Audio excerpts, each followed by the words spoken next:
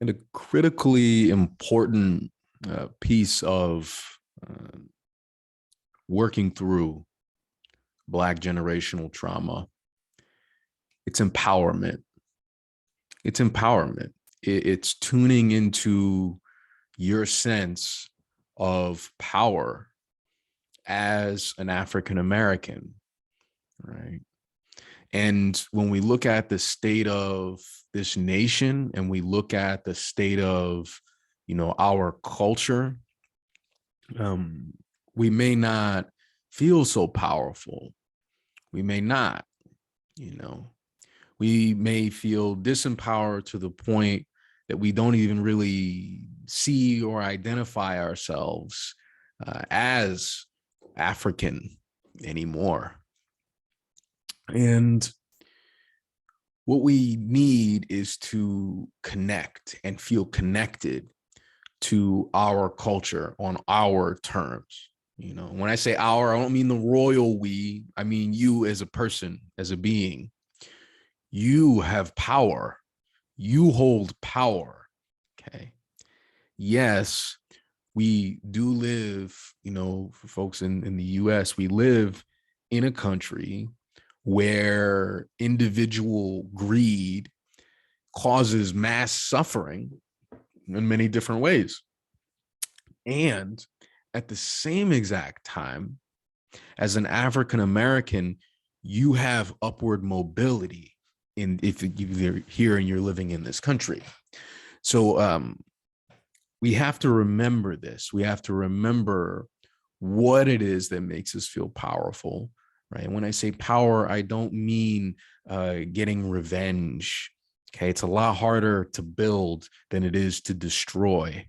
Okay, so really the real question is, how are you going to use your power to create something, okay, for yourself, for your family, for future Black people, right? How will you use your power to manifest something tangible in order to bring more joy and peace into the world, right?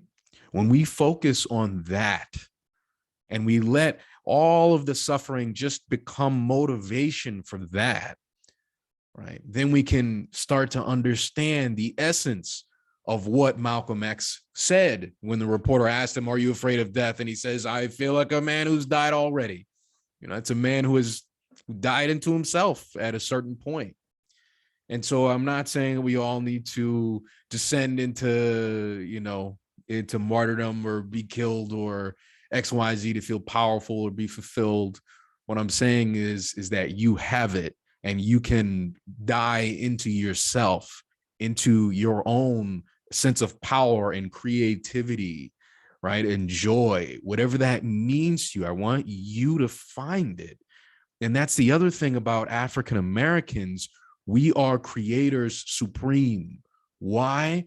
It's always been a fluid situation for us. It's always been fluid.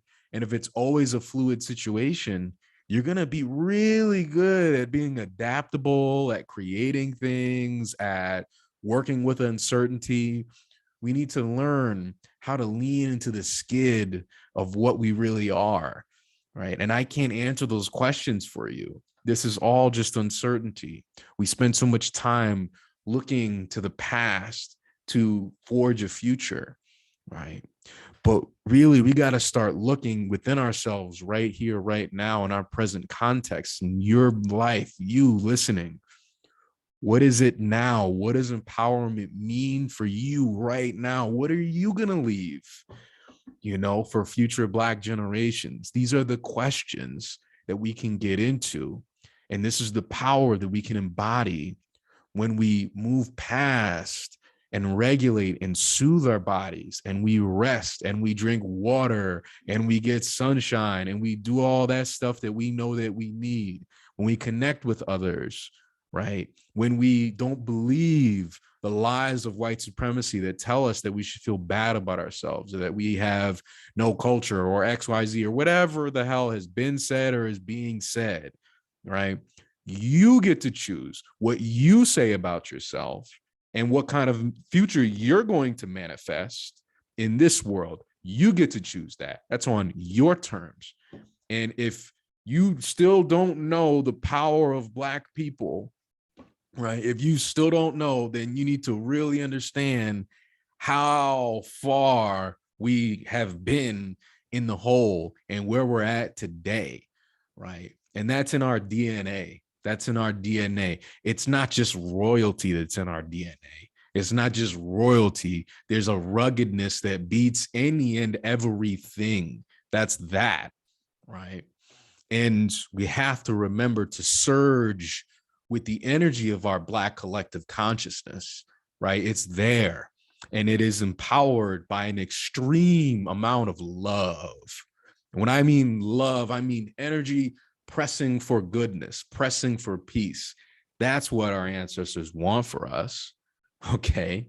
And by joining in that desire that ancestors have for you, you join in the desire to manifest for future Black children who will be looking at you like an ancestor. They'll be calling you an ancestor, and the ancestor's grace and XYZ.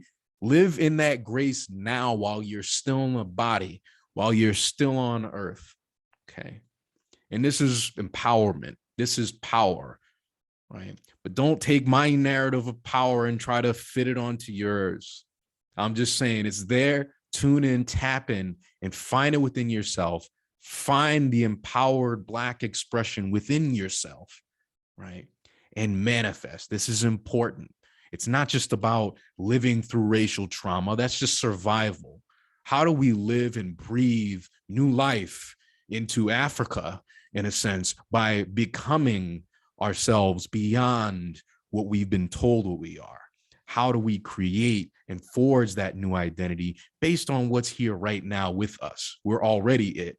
It's just a matter of tuning in and realizing that within yourself. Nothing but love, y'all. I appreciate y'all. I hope that that's helpful. Peace.